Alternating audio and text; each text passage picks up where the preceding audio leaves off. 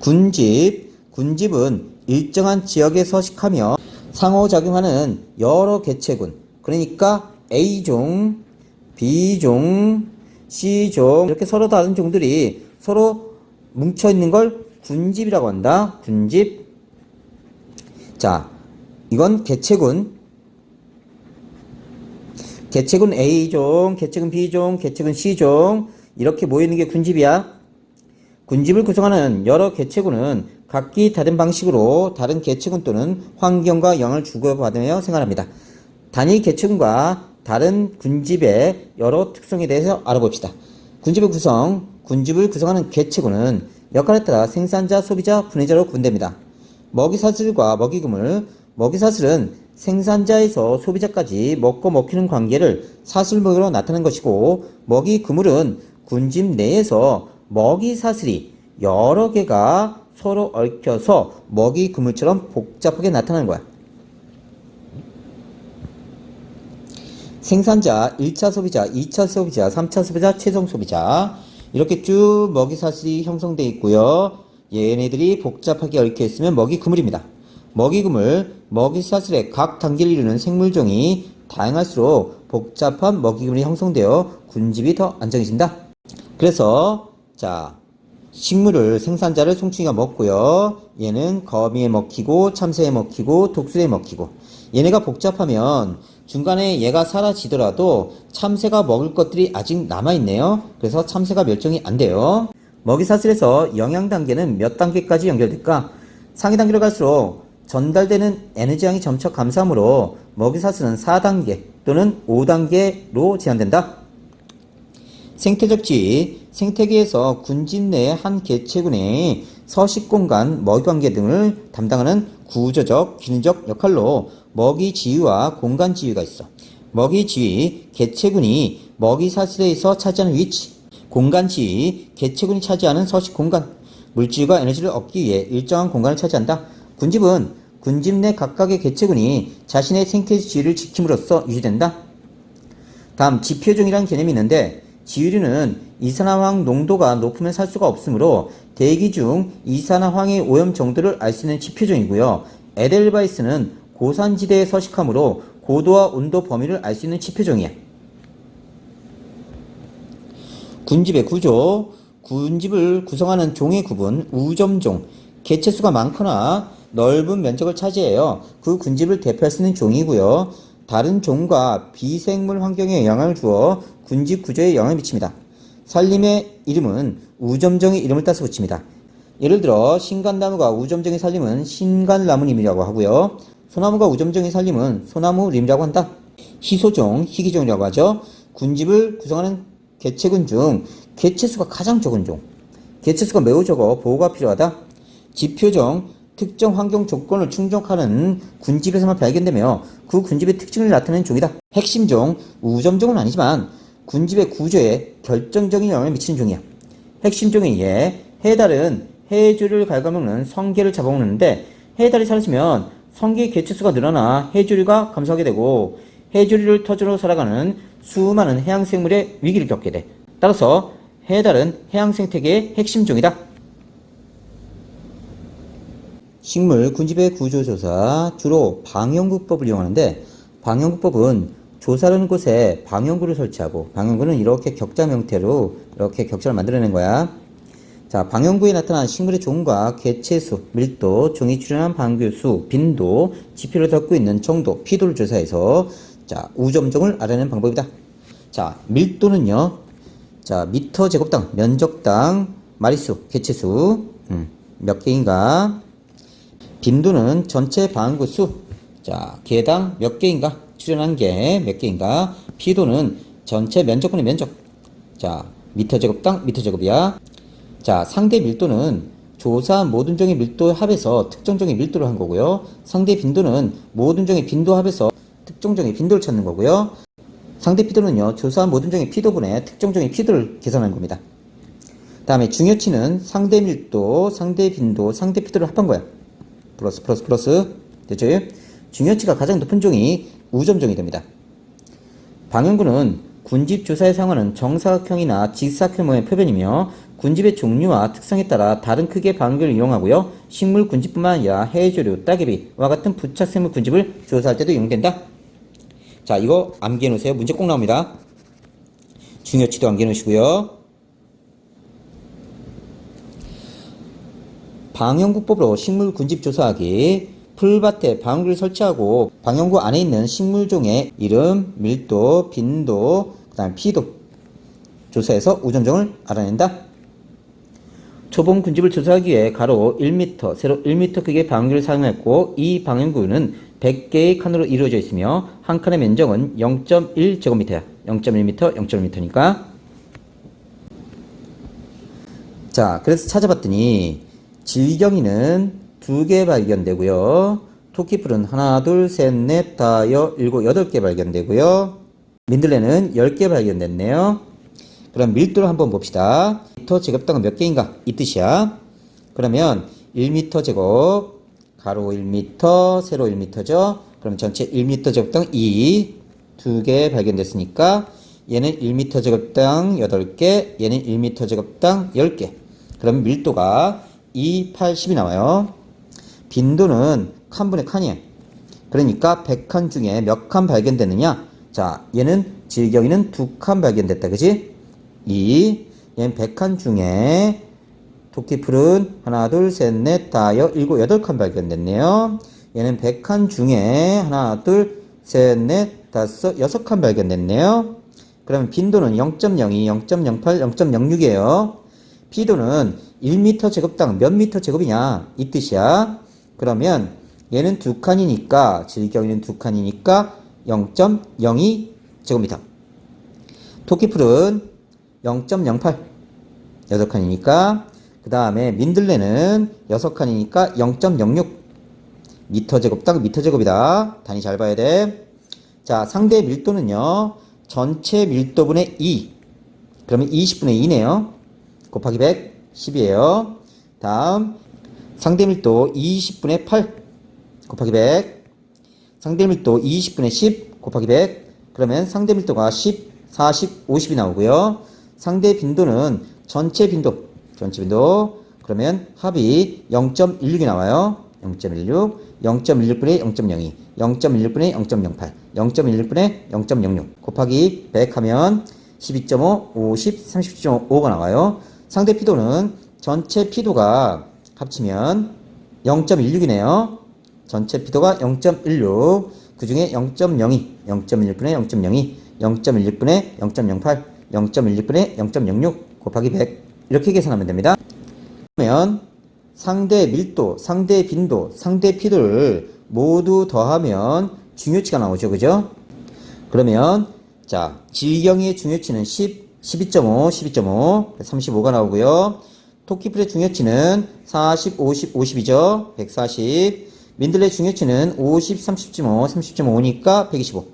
그래서 중요치가 제일 큰 게 토끼풀이 우점종이다. 이렇게 얘기할 수 있습니다.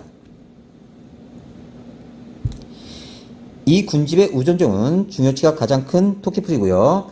피도 계급, 피도는 정확하게 측정하기 어려우므로 피도 계급을 이용하기도 한다.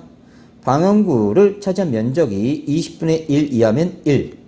자, 4분의 1까지는 2, 2분의 1까지는 3, 4분의 3까지는 4, 4분의 3 이상은 5. 이렇게 피도 계급으로 하기도 한다.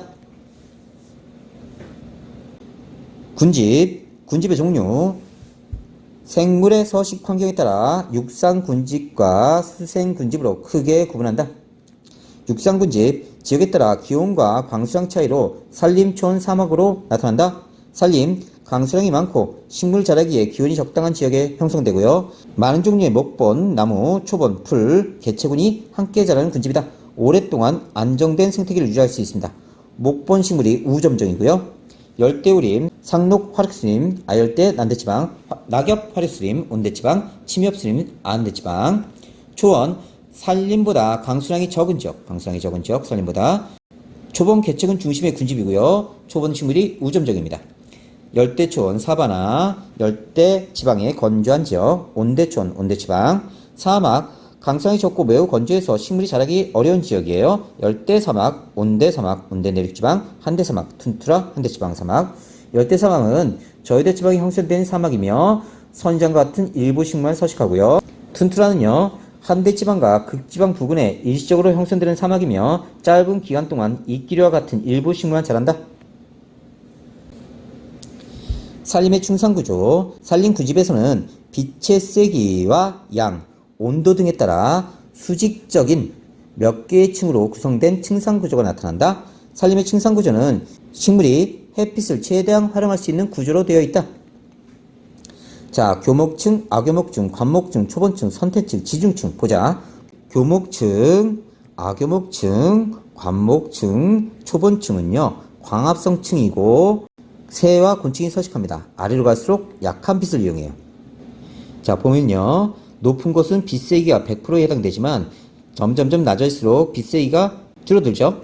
자, 다음 선택층입니다. 선택층. 자, 낙엽이나 썩은 나무가 있고요. 균류, 선태류, 진해, 거미 등이 서식하고요. 지중층.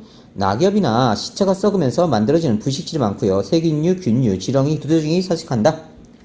수생군집의 층상구조. 군집의 층상구조는 산림뿐만 아니라 수생군집에도 형성됩니다. 수생군집의 층상구조는 빛, 온도, 산소와 같은 환경 요인에 의해 결정된다. 수평분포와 수직분포, 수평분포, 위도에 따른 기온과 강수량 차이로, 기온과 강수량 차이. 그래서 위도에 따라서 기온과 강수량이 틀려지면서 수평분포가 나타나고요. 수직분포, 이렇게 높아지는 거죠. 고도에 따라서 기온 차이로 나타납니다. 그러니까 수평분포는 기온하고 강수량 차이고 수직분포는 무조건 기온이야. 수생군집, 하천, 호수, 강에 형성되는 담수군집, 짜지 않은 물, 바다에 형성되는 해수군집이 있다.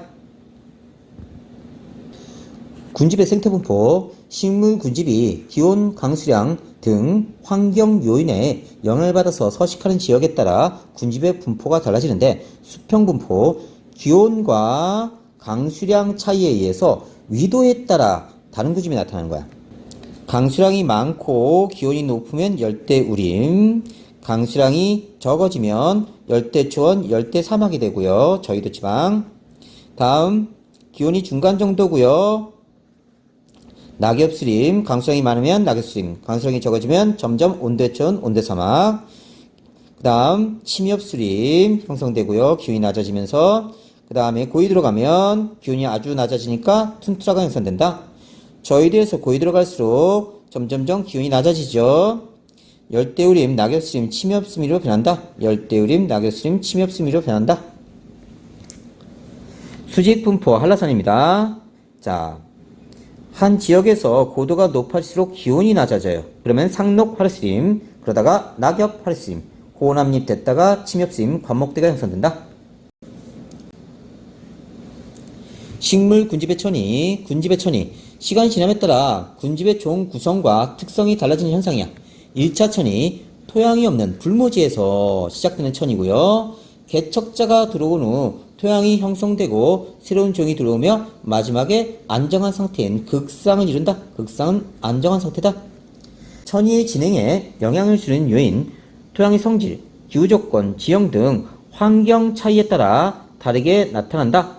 천이가 진행됨에 따라 식물 군집이 변하면서 빛, 수분, 토양 등의 환경 변화가 일어나 천이 과정에 영향을 줍니다. 또한 천이가 진행됨에 따라 식물에 의존하여 생존하는 동물과 미생물의 종류와 수도 함께 변한다.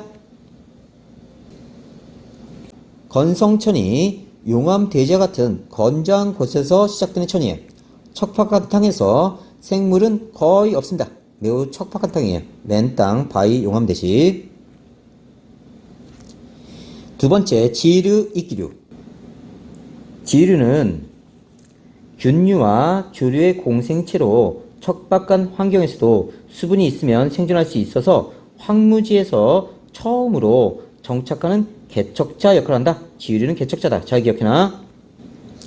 지류와 이끼류가 들어와. 개척자인 지류가 들어와 토양이 형성되고 이끼류가 자랍니다. 초원, 다양한 초본, 풀들이 초원을 형성하고요. 관목림, 크가 작은 관목이 자라고요. 양수림, 소나무, 전나무 등 양수가 양수림을 형성합니다. 숲의 상층에는 많은 빛이 흡수되어 하층으로 도달되는 빛의 양이 크게 줄어들어 버려요. 호남님, 양수림 아래에는 양수 모목이 잘 자라지 못하고 약한 빛에도 잘 자라나는 신간나무, 떡갈나무 등 음수가 들어와 자라면서 호남림을 형성합니다. 음수림이 형성되면 극상이 돼요. 신간나무, 떡갈나무 등의 음수가 숲 아래에서 자라면서 점차 음수림이 형성되고 극상을 이룹니다. 양수림에서 음수림으로 변하는 데는 중요한 환경 요인은 빛이다. 습성천이 연못, 호수 등 수분이 많은 곳에서 시작되는 천이야. 빈 영양호, 영양염료가 적어서 플랑크톤이 적은 호수입니다. 부시토가 적어서 수생생물이 적고요. 부영양호, 영양염료가 많아서 플랑크톤이 많은 호수야. 생물의 생산량이 큽니다. 이끼류 수분, 흙, 모래, 유기물이 쌓여서 형성된 습지에 이끼류가 들어오고 초분류가 자라면서 수분을 형성해. 습지, 수분 형성한다. 조원, 다양한 종류의 초본들이 들어와 초원을 형성하고요. 관목림, 크기가 작은 관목이 자라납니다. 양수림, 소나무, 전나무 등 양수가 양수림을 형성하고요. 또 호남림이 형성되어 양수림에 신갈나무, 떡갈나무 등의 음수가 들어와 호남림이 형성하고 음수림, 극상을 이룹니다. 신갈나무, 떡갈나무 등의 음수림이 형성되고 극상을 이룬다. 건성천이와 같은 과정의 극상을 이룹니다. 이쪽은. 자, 정리하면요. 건성천이는 척박한 땅에 지류와 이끼류가 들어와 토양의 형성 속도와 수분량이 천이의 주요 원인이야. 여기까지는. 그 다음에 초원을 형성하면 빛의 세기가 천이의 주요 요인이야. 초원이 형성된 다음에 관목림으로 가고요. 양수림이 가고 호남림, 양수림과 음수림이 같이 자라고요. 음수림 극상을 이룬다. 양수림의 종자는 음수에 비해 작거나 날개가 있어 이동성이 음수보다 크다. 따라서 음수보다 먼저 들어와 식물 군집을 형성한다. 자, 건성천이 순서 외워두시고요. 습성천이 빈영양호, 부영양호, 그 다음에 이끼류, 수분이 됐다가 초원으로 가고 나머지 과정은 똑같습니다. 양수림에서 음수림으로 천이가 일어나는 까닭. 양수림의 모목은 양지에서만 생장하지만 음수림의 모목은 음지에서도 잘 생장해요. 따라서 양수림이 형성되면 빛을 가려 그늘이 생겨요. 그럼 양수 모목은 더 이상 나타나지 못하고요. 약한 빛에서도 잘 자라는 음수림 모목은 잘 생장하니까 음수림으로 천이가 진행된다. 그러니까 이런 거야. 양수림이 이렇게 있었어. 그러면 아래쪽은 빛이 적으니까 양수림 모목이 자라지 못해. 하지만 음수림은 자랍니다. 그럼 점점 음수림은 또 커져요. 음수림 모목 또 자라요. 또 커져. 그러니까 나중에 음수림이 더 많아진다는 뜻입니다. 2차천이 기존의 식물 군집이 산불이나 산사태 등으로 불모지가 된 후 토양이 남아있는 곳에 다시 시작되는 천이야. 토양이 남아있는 기존 식물 종자나 뿌리 등에 의해 시작되며 초원부터 시작된다. 그리고 1차 천이보다 빠르게 진행돼요. 자, 그러니까 천이가 완성됐다가 얘네가 불이 탄 거야. 그럼 여기부터 다시 시작해서 이렇게 간다고. 요거를 2차 천이라고 한다. 군집 내의 개체군의 상호작용. 자, 우린 뭘 배웠냐면 개체군 내의 상호작용이야. 그래서 개체군 내의 상호작용은 텃세, 그 다음 순위제, 그 다음에 리더제, 그 다음 사회생활, 그 다음 가족생활, 이런 게 있어. 자, 이걸 뭐라고? 개체군 내의 상호작용이야. 다음, 여기 개체군 A가 있고 여기 개체군 B가 있는 거야. 자, 얘네들은 서로 다른 종이야. 이 서로 다른 종 사이의 상호작용을 우리가 뭐라고 하냐면 개체군 사이 상호작용이라고 해. 개체군 사이의 상호작용은 얘하고 얘가 상호작용하는 거야. 개체군 내가 아니라. 그러면 이건 종간경쟁. 자, 짧게 줄여서 경쟁, 그 다음에 분서, 그 다음에 포식과 피식, 그 다음에 공생, 그 다음에 기생이 있어. 그래서 경분, 포공기 이렇게 외우고 텃순, 리사가 이렇게 외워. 자, 두 개 구분해야 돼. 진짜 중요하다. 그럼 다시 보자. 군진 내의 개체군의 상호작용, 종강경쟁, 생태적 지위가 비슷한 두 종, 그러니까 서로 다른 종이야. 이 개체군이 함께 살면서 개체군 사이에서 한정된 자원이나 서식을 차지하기 위한 종강경쟁이 일어나. 경쟁 베타의 원리, 생태적 지위가 비슷할수록 경쟁이 심하고 경쟁에서 이긴 개체군은 번성하지만 경쟁에서 진 개체군은 도태되어 사라져버려.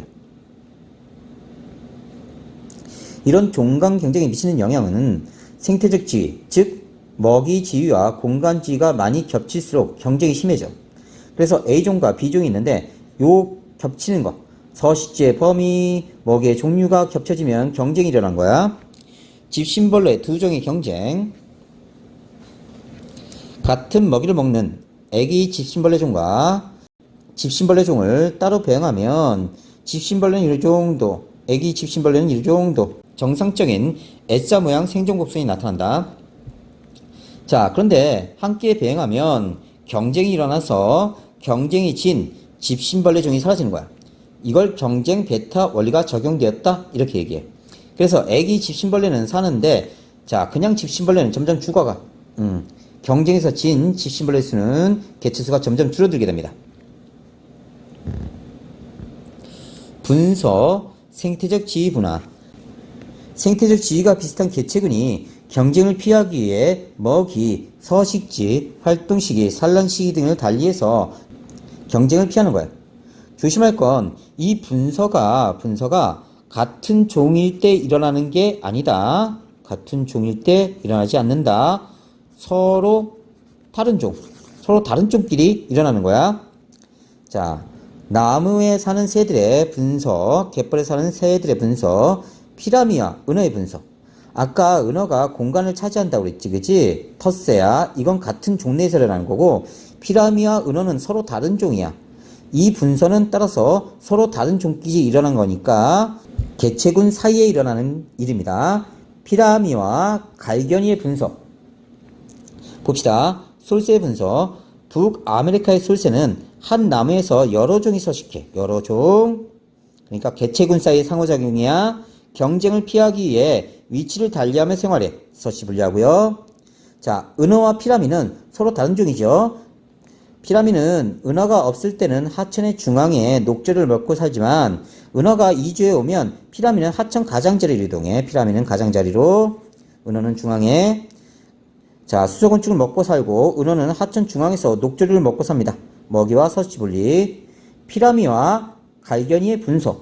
수소곤충, 유기물, 식물, 플랑크톤을 먹고 사는 피라미가 사는 곳에 수소곤충을 주로 먹는 갈견이가 이주해 오면 피라미는 수소곤충을 적게 먹고 유기물과 식물, 플랑크톤을 주로 먹어서 갈견이와 경쟁을 피합니다. 먹이 분리.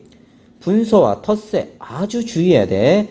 분서와 텃새는 모두 서식 공간을 달리하는 것으로 보이지만 분서는 군집 내에서 상호작용이고 텃새는 개체군 내에서의 상호작용이야. 그러니까 개체군 내에서 같은 종 사이 A종이 서로 영향을 주는 거, 지역을 차지하는 건 텃새. 다음, 여긴 다른 종이야. B종. 자, B종과 A종 사이에, 이 개체군 사이에 지역을 차지하는 거, 서로 다른 지역을 차지하는 건 분서야. 그러니까 B종과 B종 사이에도 텃새 있겠지, 그치? A종과 A종 사이에도 텃새는 있을 거야. 그런데 A종과 B종 사이에 이 개체군 사이에 상호작용하는 건 분서다.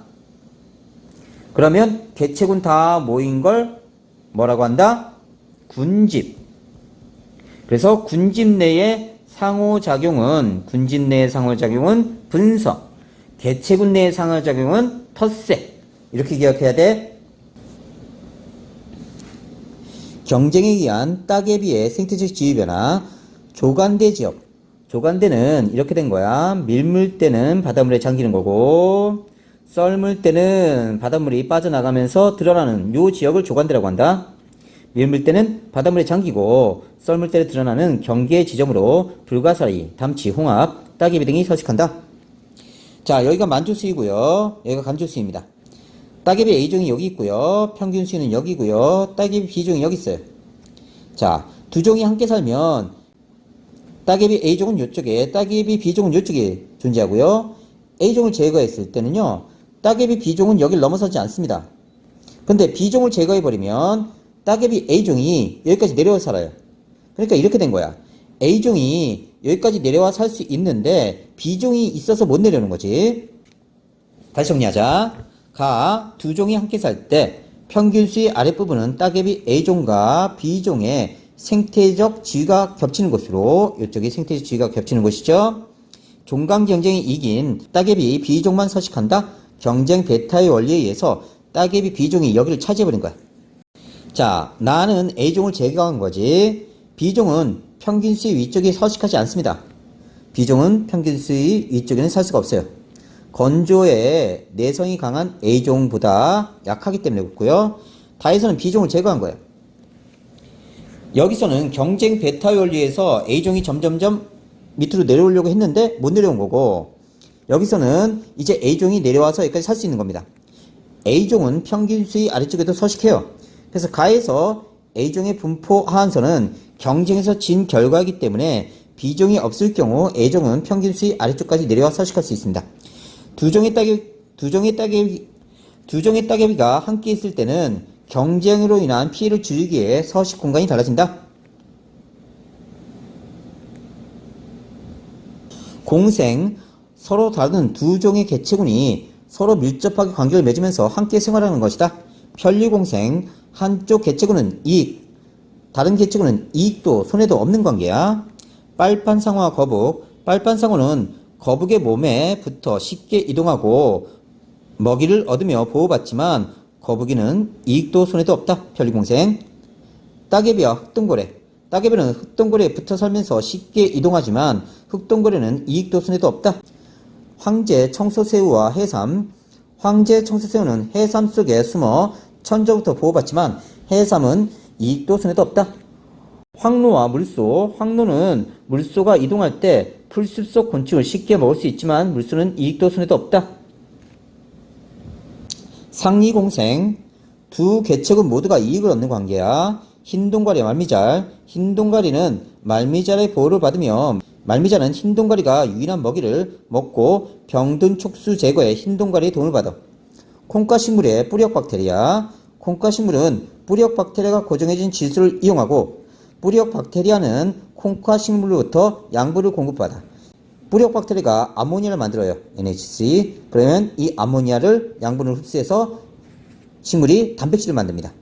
꽃과 곤충, 꽃은 벌에게 꿀을 제공하고 벌은 꽃의 수분을 돋고요. 개미와 진딧물, 개미는 진딧물을 천적으로부터 보호하고요. 진딧물은 개미에게 진액을 제공한다. 기생, 두 종의 개체군이 함께 생활할 때 한쪽 생물이 다른 생물에게 해를 주는 관계야. 사람과 기생충, 나무와 겨우살이, 개와 벼룩, 한쪽은 이득, 한쪽은 손해죠. 숙주, 기생관계에서 해를 입는 생물, 기생생물, 기생관계에서 해를 주는 생물.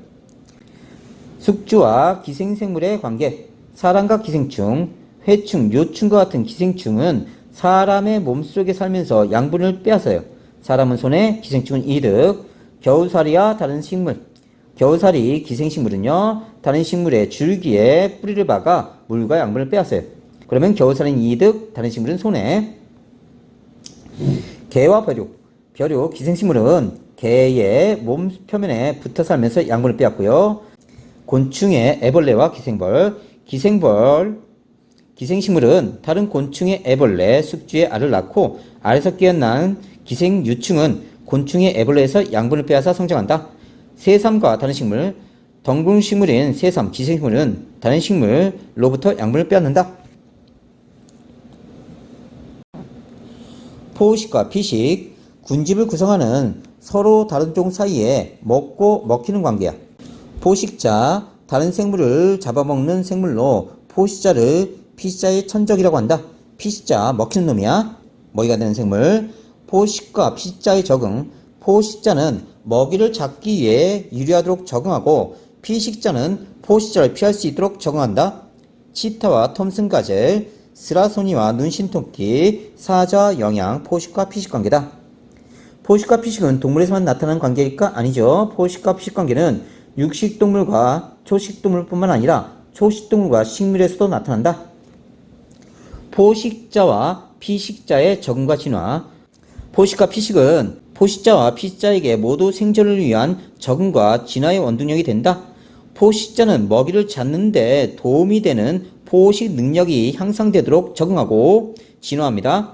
피식자는 보호색이나 경고색을 띠는 등 포식자를 피하도록 적응하고 진화한다. 포식과 피식의 관계. 자, 피식자가 증가하면 얘를 먹는 포식자가 증가되고요. 포식자가 증가되면 피식자가 감소돼. 먹이가 감소되니까 포식자가 또 감소되고, 먹는 놈이 줄어드니까 먹힌 놈이 다시 증가하고 계속 반복됩니다. 먹이 사슬에서 포식자와 피식자의 개체수 변화는 서로 영향을 미친다. 포식자의 개체수와 피식자의 개체수가 주기적으로 변동을 나타내요. 포식자는 피식자 개체군의 생장을 조절하는 요인으로 작용하고, 포식과 피식은 생태계 평형을 유지하는 데 중요한 역할을 한다. 군집 내의 개체군의 상호작용. 표는 서로 다른 개체군 A와 개체군 B가 근접해 있을 때 일어날 수 있는 상호작용과 개체군이 받는 영향을 나타내는 것이다. 플러스는 이익을 얻는 것, 0은 이익도 손해도 없는 것, 마이너스는 해를 입는 거다. 자, 종강 경쟁은 서로에게 해를 주는 관계야. 서로에게 마이너스. 편리 공생은 얘는 이득, 얘는 아무것도 0을 안 주는 거고요. 상리 공생은 둘 다 플러스, 둘 다 이득을 얻는 거고, 기생은 자, 얘가 손해고요, 얘가 이득이네요.